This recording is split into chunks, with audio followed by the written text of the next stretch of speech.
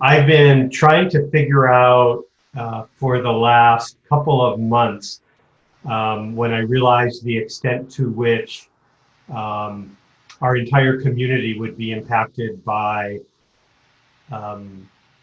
this pandemic. First, the university ourselves had a pivot, and as you can imagine, moving everybody at the university from a pretty much fully in-person environment to a fully online environment in just a few weeks' notice in the midst of the pandemic was quite a challenge. And we have a great team, and we've done extraordinarily well at that. And as the economy began to crash, I began to think about what is it that the university is going to need to do in a constrained physical and financial environment to help the state both recover from the pandemic, but then move forward into the future. And I grounded some of this thinking, although I wasn't using Hawaii 2.0, I adopted it since that's the theme of this festival, in some of the visions that the University of Hawaii had adopted for our University of Hawaii. And you can see this on the screen. I won't read it for everyone, but you can see it's grounded a little bit in what kind of future we want for Hawaii, and then what is the role of the university in helping achieve that. And I think those two are deeply intertwined. So this is my fundamental premise, that UH is essential to this recovery and to the creation of a different and more thriving and more sustainable future.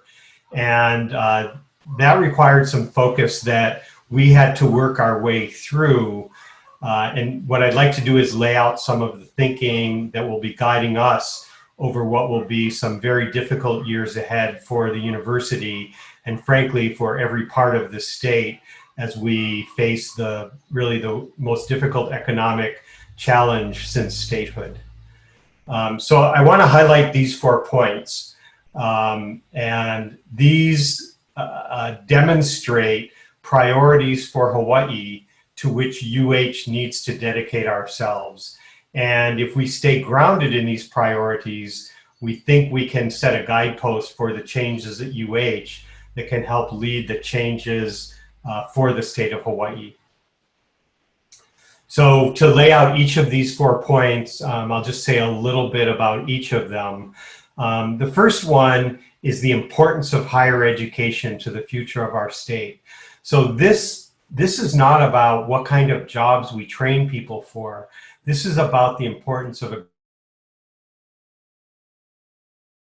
art, English, sociology, psychology, chemistry, biology.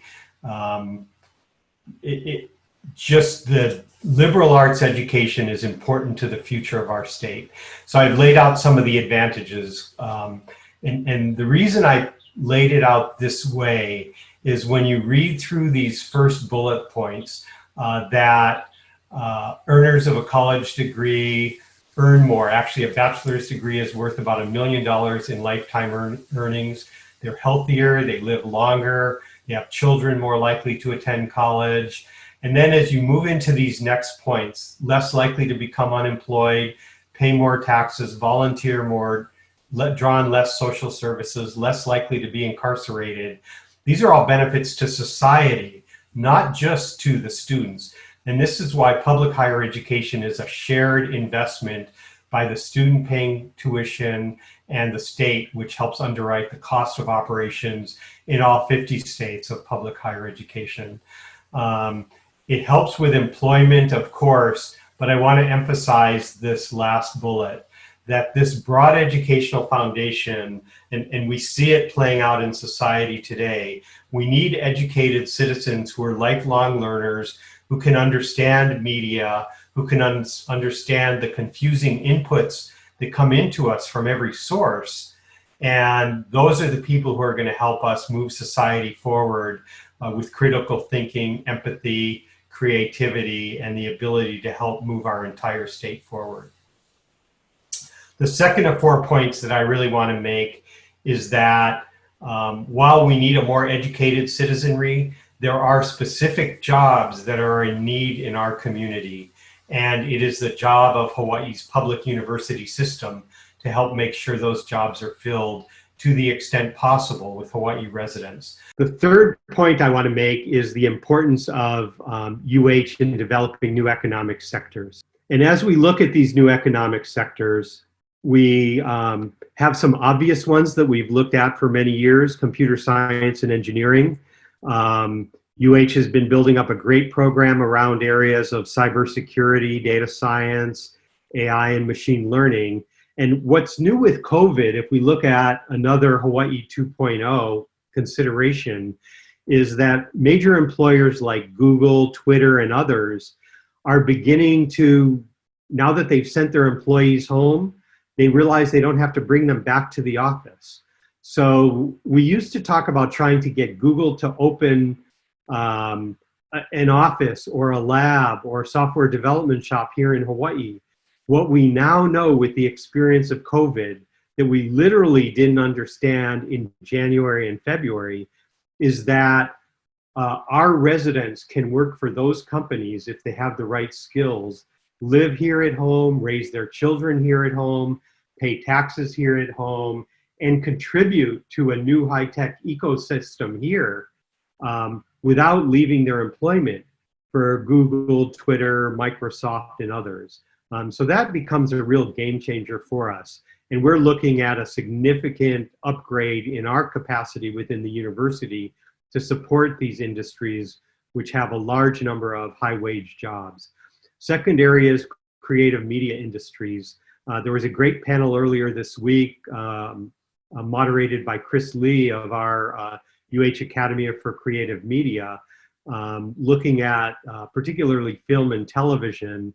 And another change that we've seen with COVID is the consumption of media is less and less in theaters. It's more and more on mobile devices and through streaming services like Netflix. And it's not just Netflix anymore.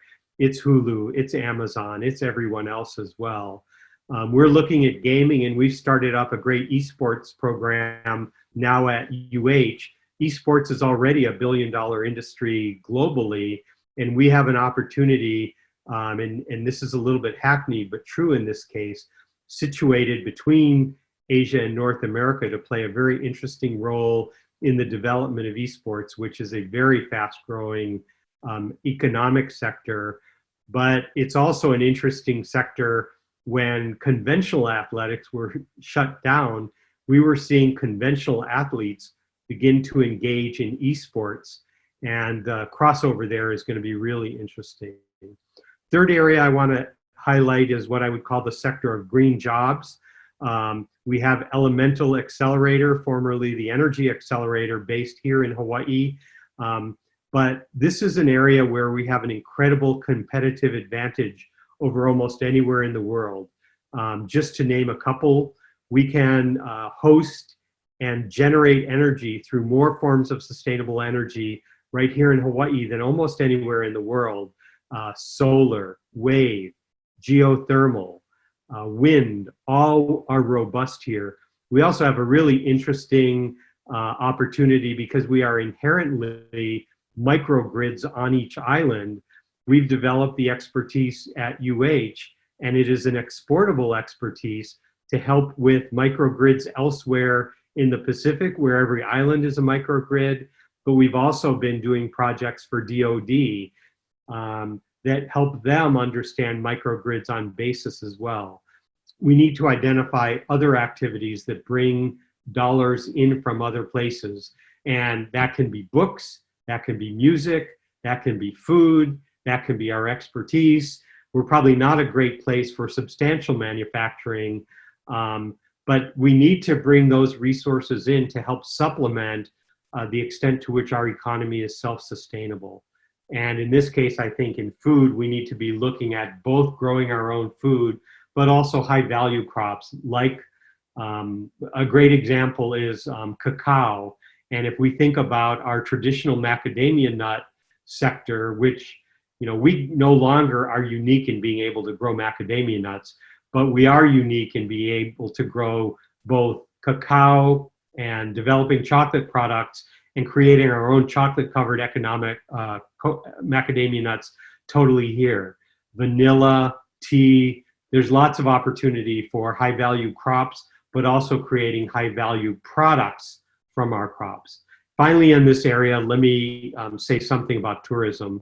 I think like most Hawaii residents, while devastated by the economic impact of tourism shutting down, we've also seen the benefits of losing some of the overuse of our infrastructure, the impacts on our community, on our environment. A great example is watching monk seals and more fish come back into Hanauma Bay, which has been facing now 6 days a week of intense use of down from the former 7 days a week.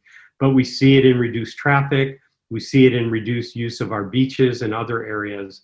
If we can identify, and I've just laid out some of these, high value tourism that's more sustainable and lower impact on our community, we can still have a tourism sector, but one with more high wage jobs, one that engages more of our community in it, and maybe turn around some of that stigma that the tourism sector has frankly developed over the past 10 years. These are all opportunities, and I put them all out here at once to say nothing is going to replace the magnitude of the tourism industry that we had, but a combination of these things can help create a more resilient economy with more high wage jobs. So this is my last of the 4 points of UH engaging in our driving to help create Hawaii 2.0, a more resilient, thriving, and sustainable economy and society. And this is the appreciation of our own UH research enterprise. This is a $450 million enterprise. That's dollars that UH brought in from other places, mostly the federal government last year. That has created thousands of direct living wage jobs throughout the islands. And it's really pretty remarkable how underappreciated this is as a major economic sector within the state, in addition to the work we do in education and service. Hawaii is uniquely positioned to help the US government understand how to do better in the Pacific. And my belief is that we will see increasing investment in the Pacific, and Hawaii will be in an opportunity to help with that. US Indo-PACOM certainly gets this, and hats off to Congressman Ed Case, who created a Pacific caucus in the US House of Representatives. And certainly Senator Schatz and Senator Hirono have also been paying attention to the work that needs to be done in the Pacific. I think, you know, we've seen this on the West Coast, North Carolina, Seattle, the Boston area. Successful research universities are essential to the development of stronger economies.